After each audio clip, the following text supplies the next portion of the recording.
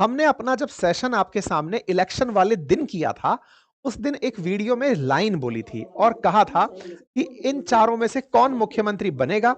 और उस समय पर मैंने एक लाइन बोली थी कि या राजस्थान की तरह पर्ची खुलेगी, इनमें से कोई बनेगा या पर्ची खुलेगी। तो टेक्निकली इनमें से कोई मुख्यमंत्री नहीं बना और जो हमारी बात थी पर्ची खुलेगी, वो बात वाकई में जाकर फिर से सटीक बैठी।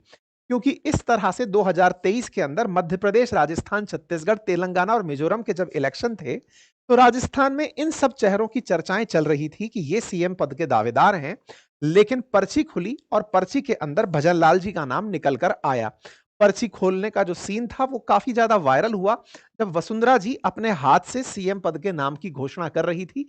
तो सरप्राइजिंगली राजनाथ जी का जो चेहरा था वो इतना स्पष्ट तरीके से था कि इन्हें सब पता है, बस देखना नहीं है, रिएक्शंस देखने हैं। और ये meme of the year consider किया गया।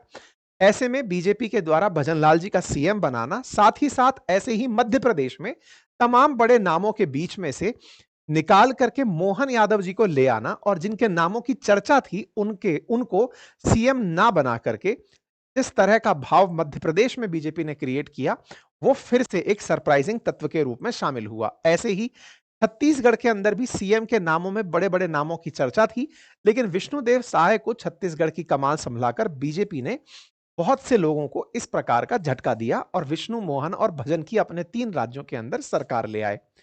वर्तमान में प्रवेश वर्मा जी का जिक्र भी कुछ ऐसे ही था कि इन्हें सीएम बनाया जाएगा, लेकिन मीम्स की बाढ़ में कहा जा रहा है कि प्रवेश वर्मा जी का सचिन पायलट हो गया, प्रवेश वर्मा जी का ज्योतिरादित्य सिंधिया हो गया। यानी कि जिनके नामों की चर्चा थी उन्हें सीएम नहीं बनाया गया और वे दूसरे पद पर रह गए। खैर, ऐसा जो भी है, फिलहाल इंटरेस्टिंग तथ्य यह है कि यह सारी घटना होने से एक दिन पहले तक किसी को, यानी कि इनविटेशन दिए जाने तक भी किसी को नहीं पता था कि दिल्ली का मुख्यमंत्री कौन होगा। इस पर हमने आप सभी के साथ एक ट्वीट भी साझा किया था।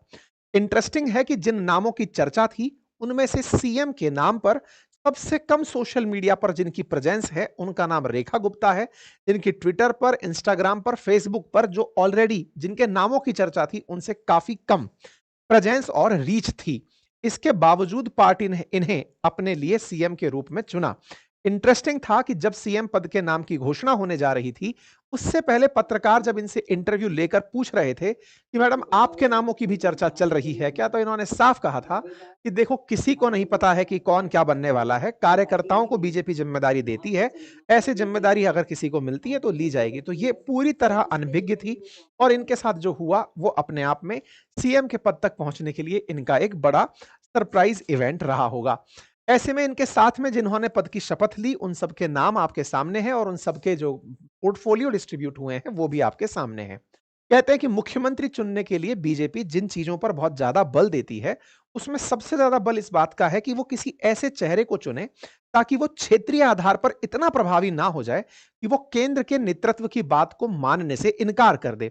इसलिए जनरली उन चेहरों को जगह दी जाती है जिन्हें आसानी से बदला जा सके, अर्थात लो प्रोफाइल चेहरों को ऊंची नियुक्तियों तक पहुंचाया जाता है। पुराने सीएम अगर हैं और उनकी प्रोफाइलिंग काफी सही लोकसभा में रही है, तो उन्हें केंद्र में शिवराज सिंह चौहान जी की तरह, मनोहर लाल खट्टर जी की तरह जगह दी जाती है।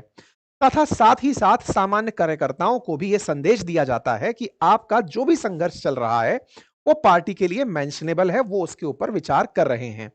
कहा जाता है कि सीएम पद के लिए जब जब समय लेती है बीजेपी, तब यह माना जाता है कि वो लोगों को चौंकाने वाली है।